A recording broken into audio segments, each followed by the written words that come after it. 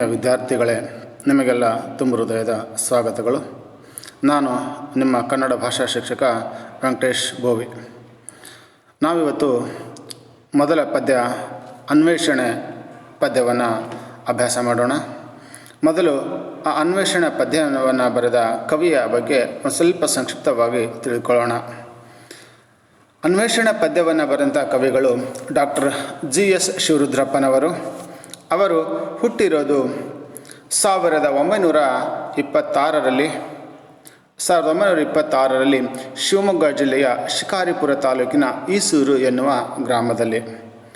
ಕನ್ನಡ ಸಾಹಿತ್ಯಕ್ಕೆ ಶ್ರೇಷ್ಠವಾದ ಕೊಡುಗೆ ನೀಡಿದ ಮಹನೀಯರಲ್ಲಿ GS ಶಿವರುದ್ರಪ್ಪನವರು ಕೂಡ ಒಬ್ಬರು. ಇವರು ಅತ್ಯಂತ ಶ್ರೇಷ್ಠವಾಗಿರ್ತಕ್ಕಂಥ ಸಾಹಿತ್ಯವನ್ನು ಸೃಷ್ಟಿ ಮಾಡಿ ಕನ್ನಡ ಭಾಷೆಯನ್ನು ಅಥವಾ ಕನ್ನಡ ಸಾಹಿತ್ಯವನ್ನು ಶ್ರೀಮಂತಗೊಳಿಸಿದ ಶ್ರೇಷ್ಠವಾದ ಸಾಹಿತಿ. ಇವರು ಬರೆದ ಅನೇಕ ಕೃತಿಗಳಲ್ಲಿ ಪ್ರಮುಖವಾದವುಗಳನ್ನು ಇಲ್ಲಿ ಕೊಡಲಾಗಿದೆ. ದೀಪದ ಹೆಜ್ಜೆ, ಸಾಮಗಾನ, ಕಾರ್ತಿಕ, ಅನಾವರಣ, ಗೋಡೆ, ತೆರೆದ ದಾರಿ ಮುಂತಾದ ಕವನ ಸಂಕಲನಗಳನ್ನು ಕೃತಿಗಳನ್ನು ಬರೆದು ಕನ್ನಡ ಸಾಹಿತ್ಯವನ್ನು ಶ್ರೀಮಂತಗೊಳಿಸಿದ್ದಾರೆ. ಈ ರೀತಿಯಾಗಿ ಕನ್ನಡ ಸಾಹಿತ್ಯವನ್ನು ಶ್ರೀಮಂತಗೊಳಿಸಿದ ಈ ಕವಿಗೆ ಸಾಕಷ್ಟು ಪ್ರಶಸ್ತಿಗಳು ಕೂಡ ಸಿಕ್ಕಿರುವಂಥದ್ದು.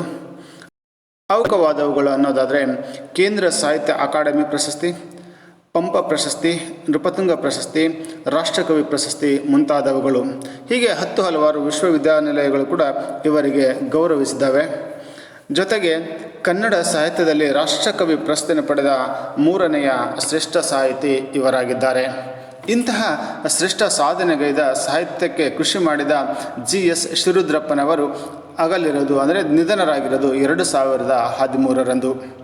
ಇದು ಈ ಕವಿಯ ಪರಿಚಯವಾದರೆ ಇವರನ್ನು ನೋಡಿ ಮಕ್ಕಳೇ, ಇವರೇ GS ಶಿವರುದ್ರಪ್ಪನವರು. ಇವರು ಅನ್ವೇಷಣೆ ಪದ್ಯವನ್ನು ಬರೆದ ಕವಿಗಳು. ಮುಂದೆ ನಾವು ಈ ಅನ್ವೇಷಣೆ ಪದ್ಯದ ಪಾಠದ ಉದ್ದೇಶವೇನು ಅಥವಾ ಆಶಯ ಏನು ಅನ್ನೋದನ್ನು ನೋಡೋಣ. ನಮ್ಮ ಬದುಕು ಸುಂದರವಾದದ್ದು ಮತ್ತು ಸಂತೋಷವಾದದ್ದು. ನಾವದನ್ನು ಗಮನ ಕೊಡೋದಿಲ್ಲ. ನಮ್ಮ ಸುಖ ಸಂತೋಷಕ್ಕಾಗಿ, ಕಷ್ಟ ಪರಿಹಾರಕ್ಕಾಗಿ ಅದ್ಯಾವುದನ್ನೂ ನಾವು ಏನು ಮಾಡ್ತೇವೆ, ಏನೇನೋ ಕೇಳ್ತಾ, ದೇವರನ್ನು ಹುಡುಕ್ತಾ, ಎಲ್ಲೆಲ್ಲೋ ಅಲೆದಾಡ್ತಾ ಹೋಗ್ತೇವೆ. ಏನೇನೋ ಬಲಿ ಕೊಡ್ತೇವೆ, ಏನೇನೋ ದಾನವಾಗಿ ಕೊಡ್ತೇವೆ. ಕೊಟ್ಟುಬಿಟ್ಟು ನಮ್ಮ ಸುಖಕ್ಕಾಗಿ ಹುಡುಕಾಡ್ತಾ ಹೋಗ್ತೇವೆ. ಸುಖದ ಮೂಲ ಎಲ್ಲಿದೆ ಎಂಬುದನ್ನು ಚರ್ಚೆ ಮಾಡಿದಾದರೆ, ಸುಖದ ಮೂಲ ಎಲ್ಲಿದೆ, ಸಂತೋಷದ ಮೂಲ ಯಾವುದು ಅನ್ನೋದನ್ನು ನಾವು ಚರ್ಚೆ ಮಾಡೋದಾದರೆ ಹೇಗೆ ಅಂತಂದರೆ, ಸಕ್ಕರೆ ರುಚಿ ಅಥವಾ ಬೆಲ್ಲದ ರುಚಿ ಸಿಹಿ ಹೇಗಿದೆ ಅನ್ನೋದನ್ನು ಕೇಳಿದಂತೆ. ಯಾಕೆ ಅಂತಾರೆ, ಅದು ಹೇಗೆ ಗೊತ್ತಾಗುತ್ತೆ? ನಾವು ಅನುಭವಿಸಿದಾಗ ತಾನೇ ಅದು ಗೊತ್ತಾಗೋದು. ಹಾಗೆ ಆ ಪ್ರಶ್ನೆಗೆ ಉತ್ತರ ಏನು ಅನ್ನೋದಾದರೆ, ನಮ್ಮ ಸುಖ ನಮ್ಮಲ್ಲಿಯೇ ಇದೆ, ನಮ್ಮ ಸಂತೋಷ ನಮ್ಮಲ್ಲಿಯೇ ಇದೆ. ಅದನ್ನು ನಾವು ಸರಿ ಮಾಡಿಕೊಳ್ಳಬೇಕಷ್ಟೇ. ನಮ್ಮ ಕಷ್ಟ ಸುಖಗಳಿಗೆ ನಾವೇ ಹೊಣೆ ಎಂಬುದನ್ನು ಈ ಪದ್ಯದ ಮೂಲಕ ಕವಿಗಳು ನಮಗೆ ಸ್ಪಷ್ಟವಾಗಿ ತಿಳಿಸಿಕೊಡ್ತಾರೆ. ನಮಗೆ ನಮ್ಮ ಬಗ್ಗೆ ಅಭಿಮಾನವಿರುತ್ತೆ, ಗರ್ವವಿದೆ. ಅಥವಾ ಏನಾಗುತ್ತೆ ಅಂದರೆ, ನಾನು ಹೇಳಿದ್ದೆ ಸರಿ, ನಾನು ಹೇಳಿದ್ದೆ ಯೋಗ್ಯವಾದದ್ದು, ನಾನು ಹೇಳಿದ್ದೆ ಸಮಂಜಸವಾದದ್ದು ಅಂತ ಬಿಟ್ಟು ನಾವು ವಾದ ಮಾಡ್ತೇವೆ. ನಮ್ಮ ಕಲ್ಪನೆ ಅತ್ಯುತ್ತಮವಾದದ್ದೆಂಬ ಭಾವನೆ ನಮ್ಮಲ್ಲಿರುತ್ತೆ. ಹೀಗಾಗಿ ನಾವು ಏನು ಮಾಡ್ತೇವೆ ಅಂದರೆ, ಮತ್ತೊಬ್ಬರೊಂದಿಗೆ ಏನನ್ನಾದರೂ ಹಂಚಿಕೊಳ್ಬೇಕಾದಾಗ ಹಿಂದೆ ಮುಂದೆ ನೋಡ್ತೇವೆ, ಸರಿಯಾಗಿ ಹಂಚಿಕೊಳ್ಳೋದಿಲ್ಲ, ಮಾತನಾಡೋದಿಲ್ಲ. ಅದು ಅವರೊಂದಿಗೆ ಹೊಂದಿಕೊಂಡು ಬದುಕಬೇಕಾದ್ರೆ ಕಷ್ಟಪಡ್ತೇವೆ, ಮತ್ತೊಬ್ಬರೊಂದಿಗೆ ನಾವು ಅಡ್ಜಸ್ಟ್ ಮಾಡಿಕೊಳ್ಳೋದಿಲ್ಲ. ಹಾಗಾಗಿ ಬಿಟ್ಟು ನಮ್ಮಲ್ಲಿ ಅನೇಕ ತೊಂದರೆಗಳು, ಅನೇಕ ಕಷ್ಟಗಳು, ಅನೇಕ ನೋವುಗಳು ನಮ್ಮಲ್ಲಿ ತುಂಬಿಕೊಂಡು ನಾವು ಆ ನೋವನ್ನು ಅನುಭವಿಸ್ತಾ ಹೋಗ್ತೇವೆ, ಆ ದುಃಖವನ್ನು ಅನುಭವಿಸ್ತಾ ಹೋಗ್ತೇವೆ, ಆ ಕಷ್ಟವನ್ನು ಅನುಭವಿಸ್ತಾ ಹೋಗ್ತೇವೆ. ಆ ಒಂದು ಉದ್ದೇಶಕ್ಕಾಗಿ ಪ್ರಸ್ತುತ ಪದ್ಯದಲ್ಲಿ ಕವಿ ಏನು ಹೇಳ್ತಾನೆ ಅಂದರೆ, ನಾವೆಲ್ಲರೂ ಹೊಂದಿಕೊಂಡು ಹೋಗ್ಬೇಕನ್ನೋದೇ ಇಲ್ಲಿ ಮುಖ್ಯವಾಗಿರ್ತಕ್ಕಂಥದ್ದು. ಹೊಂದಿಕೊಂಡು ಹೋದಾಗಲೇ ಸುಖವಾಗಿ ನಾವು ಬದುಕಬಹುದು ಎಂಬುದನ್ನು ಕವಿ ಇಲ್ಲಿ ತಿಳಿಸಿಕೊಡ್ತಾನೆ. ನೋಡಿ, ಪದ್ಯದ ಮೊದಲ ನುಡಿಯನ್ನು ನೋಡಿ, ಎಷ್ಟು ಸುಂದರವಾಗಿ ಕವಿ ಹೇಳ್ತಾನೆ ಅಂದರೆ, ಎಲ್ಲೋ ಹುಡುಕಿದೆ ಇಲ್ಲದ ದೇವರ ಕಲ್ಲು ಮಣ್ಣುಗಳ ಗುಡಿಯೊಳಗೆ, ಇಲ್ಲೇ ಇರುವ ಪ್ರೀತಿ ಸ್ನೇಹಗಳ ಗುರುತಿಸದಾದೆವು ನಮ್ಮೊಳಗೆ. ನೋಡಿ, ಎಷ್ಟು ಸುಂದರವಾಗಿ ಹೇಳ್ತಾನೆ ಅಂದರೆ, ಎಲ್ಲೋ ಹುಡುಕಿದೆ ಇಲ್ಲದ ದೇವರ. ನಾವೇನು ಮಾಡ್ತೇವೆ ಅಂತಂದರೆ, ನಮ್ಮಲ್ಲಿ ಎಲ್ಲೆಲ್ಲೋ ದೇವರನ್ನು ಹುಡುಕ್ತಾ ಹೋಗ್ತೇವೆ. ನಮ್ಮಲ್ಲಿ ಅಹಂಕಾರ ತುಂಬಿಕೊಂಡಿದೆ, ಧಾರ್ಮಿಕ ಅನೇಕ ನಂಬಿಕೆಗಳನ್ನು ತುಂಬಿಕೊಂಡು ನಾವು ಗುಡಿ, ಗುಂಡಾರ, ಮಸೀದಿ, ಚರ್ಚ್ ಎಲ್ಲವುಗಳನ್ನು ದೇವರನ್ನು ಹುಡುಕ್ತಾ ಹೋಗ್ತೇವೆ. ಅದು ಅವಶ್ಯಕತೆ ಇಲ್ಲ. ನಮ್ಮಲ್ಲಿ ಏನು ಅಹಂಕಾರ, ಗರ್ವಗಳು ತುಂಬಿಕೊಂಡಾಗ ಸಂಬಂಧಗಳಿಗೆ ಬೆಲೆ ಕೊಡೋದನ್ನು ಮರೆತು ಬಿಡ್ತೇವೆ ನಾವು. ಹಾಗಾಗಿ ಬಿಟ್ಟು ನಾವು ಇಲ್ಲದ ದೇವರನ್ನು, ನಾವು ಎಲ್ಲಿ ಜಗತ್ತಲ್ಲಿ ದೇವರನ್ನು ಕಂಡವನೇ ಅವನಿದ್ದಾನೆ, ಅವುಗಳನ್ನು ಹುಡುಕ್ತಾ ಹೋಗ್ತವೆ. ಗುಡಿ, ಮಸೀದಿ, ಚರ್ಚ್ಗಳಲ್ಲಿ ಹುಡುಕ್ತಾ ಹೋಗ್ತವೆ. ಆದರೆ ಅದನ್ನೆಲ್ಲ ಹುಡುಕುವ ಭರದಲ್ಲಿ ನಾವೇನು ಮಾಡ್ತೇವೆ ಅಂದರೆ ನಮ್ಮಲ್ಲಿರ್ತಕ್ಕಂಥ ಸದ್ಗುಣಗಳನ್ನು, ಸದ್ವಿಚಾರಗಳನ್ನು ಮರ್ತೇ ಬಿಡ್ತೇವೆ. ನಮ್ಮಲ್ಲಿರ್ತಕ್ಕಂಥ ಪ್ರೀತಿ, ಪ್ರೇಮ, ಸ್ನೇಹ ಅವುಗಳ ಬೆಲೆಯನ್ನು ತಿಳಿದುಕೊಳ್ಳದೇ ನಾವೇನು ಮಾಡ್ತೇವೆ ಅಂತಂದರೆ ಅಹಂಕಾರದಿಂದ, ಗರ್ವದಿಂದ, ಸೊಕ್ಕಿನಿಂದ ನಾವು ಬದುಕ್ತಾ ಇದ್ದೇವೆ.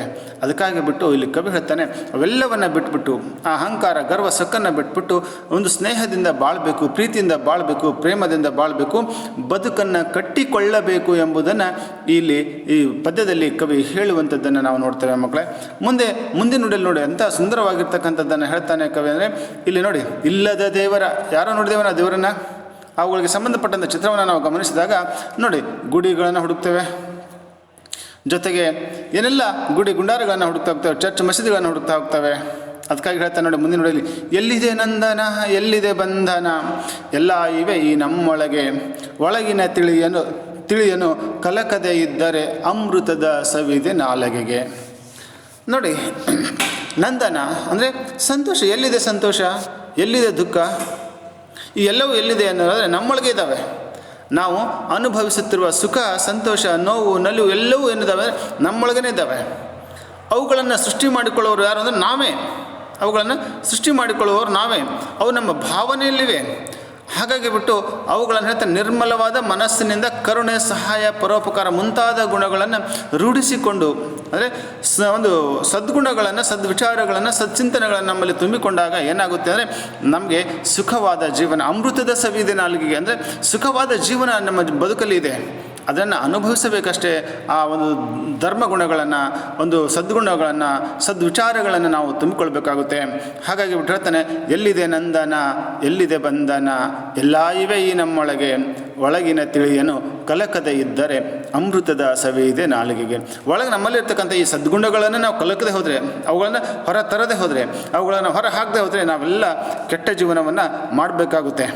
ಹಾಗಾಗಿ ಬಿಟ್ಟು ಆ ಒಳ್ಳೆಯ ಗುಣಗಳ ಮೂಲಕ ಜೀವನವನ್ನು ಏನು ಮಾಡಬೇಕು ಅಂದರೆ ಕಟ್ಟಿಕೊಳ್ಳಬೇಕೆಂಬುದರ ವಿಚಾರವನ್ನು ಕವಿ ಪದ್ಯದಲ್ಲಿ ತಿಳಿಸಿಕೊಡ್ತಾ ಇರುವಂಥದ್ದನ್ನು ನಾವು ಗಮನಿಸಬೇಕಾಗುತ್ತೆ ಮಕ್ಕಳೇ.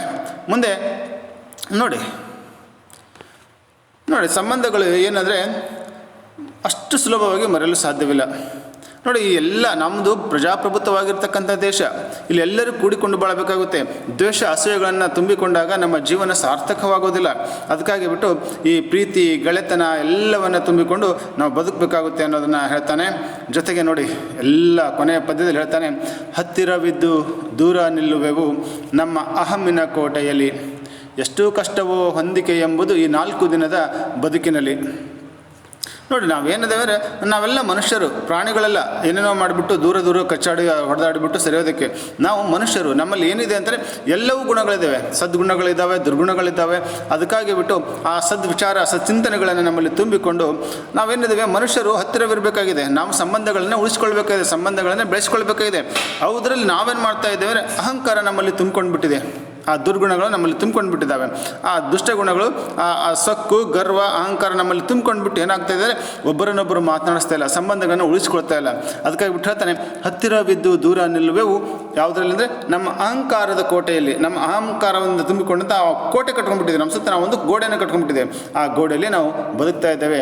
ಹಾಗಾಗಿ ಬಿಟ್ಟು ಇನ್ನೊಬ್ಬರೊಂದಿಗೆ ಬದುಕುವ, ಹೊಂದಿಕೊಂಡು ಹೋಗ್ತಕ್ಕಂಥ ಸಾಮರ್ಥ್ಯ ನಮ್ಮಲ್ಲಿ ಬರ್ತಾ ಇಲ್ಲ. ಹಾಗಾಗಿ ಬಿಟ್ಟು ಹೇಳ್ತಾನೆ, ನಾವೆಲ್ಲ ಹೊಂದಿಕೊಂಡು ಭ್ರಾತೃತ್ವದ ಭಾವನೆಯಿಂದ ಹೋಗಬೇಕಾಗಿರೋದು ಮುಖ್ಯವಾಗಿದೆ. ಆದರೆ ನಾವೆಲ್ಲ ಜಾತಿ, ಮತ, ಧರ್ಮದ ಅಹಂಕಾರದಿಂದ ದೂರ ಆಗಿ ಮಾನವೀಯತೆಯನ್ನು ಮರೆತು ಬದುಕ್ತಾ ಇದ್ದೇವೆ. ಅದನ್ನು ಕಂಡು ಕವಿ ಹೇಳ್ತಾನೆ, ಇರೋದು ನಾವು 4 ದಿನ, ನಾವೇನು ಅಮರರಲ್ಲ. ಈ ಹುಟ್ಟಿದ ಮೇಲೆ ನಾವು ಅಮರನಾಗಿ ಇಲ್ಲೇ ಇದ್ದು ಬಿಡ್ತೀನಿ ಅನ್ನೋದಕ್ಕೆ 4 ದಿನ ಬದುಕಿನಲ್ಲಿ ಎಲ್ಲರೂ ಕೂಡಿಕೊಂಡು ಬದುಕಬೇಕೆಂಬುದೇ ಅವರ ಒಂದು ಉದ್ದೇಶ. ಅದಕ್ಕಾಗಿ ಬಿಟ್ಟು ನಾವೆಲ್ಲ ಜಾತಿ, ಮತ, ಧರ್ಮಗಳನ್ನು ಹೊಡೆದಾಕಿ ಶಾಂತಿ ಸಹನೆಯಿಂದ ಬದುಕಬೇಕು ಅನ್ನೋದನ್ನು ಇಲ್ಲಿ ಪದ್ಯದಲ್ಲಿ ಹೇಳ್ತಾನೆ. ಅದಕ್ಕಾಗಿ ಬಿಟ್ಟು ಹೊಂದಿಕೊಂಡು ಹೋಗೋಣ ನಾವೆಲ್ಲ ಜೀವನದಲ್ಲಿ. ಅದುವೇ ಬಹಳಷ್ಟು ಮುಖ್ಯವಾಗಿರ್ತಕ್ಕಂಥದ್ದು. ಆದರೆ ಈ ಹೊಂದಾಣಿಕೆ ಅನ್ನೋದೇ ನಮ್ಮ ಕಷ್ಟವಾಗಿದೆ ಅಂತಕ್ಕಂಥ ವಿಚಾರವನ್ನು ಹೇಳ್ತಾನೆ ಕವಿ. ಇಲ್ಲಿ ಅತ್ಯಂತ ಶ್ರೇಷ್ಠವಾಗಿರ್ತಕ್ಕಂಥ ಗುಣವನ್ನು ನಮಗೆ ತಿಳಿಸ್ಕೊಡ್ತಾನೆ. ನೋಡಿ, ಇಲ್ಲಿ ನಾನಾ ಜಾತಿ, ಮತ, ಧರ್ಮಗಳ ಮೂಲಕ ನಾವು ಏನಾಗಿದ್ದೇವೆ ಅಂದರೆ ಒಡೆದೊಡೆದು ಹೋಗಿದ್ದೇವೆ. ಒಡೆದೊಡೆದು ಹೋಗಿದ್ದೇವೆ. ಹಾಗಾಗಿ ಬಿಟ್ಟು ನಾವು ಅದನ್ನು ಮಾಡದೆ ಎಲ್ಲರೂ ಒಂದು ಸಹೋದರತೆಯಿಂದ ಭ್ರಾತೃತ್ವದ ಭಾವನೆಯಿಂದ ಬದುಕಿ ಜೀವನವನ್ನು ಸಾರ್ಥಕ ಮಾಡಿಕೊಳ್ಳುತ್ತಾ ಸಮಾಜವನ್ನು ಒಂದು ಒಳ್ಳೆಯ ದಾರಿಯಲ್ಲಿ ಕೊಂಡೊಯ್ತಕ್ಕಂಥ ಕೆಲಸವನ್ನು ಮಾಡಬೇಕೆಂಬುದೇ ಕವಿಯ ಮುಖ್ಯವಾಗಿರ್ತಕ್ಕಂಥ ಆಶಯ ಅನ್ನೋದನ್ನು ಇಲ್ಲಿ ಹೇಳ್ತಾನೆ. ಅದಕ್ಕಾಗಿ ಮಕ್ಕಳೇ, ಆ ರೀತಿ ನಾವು ಬದುಕೋಣ. ಎಲ್ಲರಿಗೂ ಧನ್ಯವಾದಗಳು.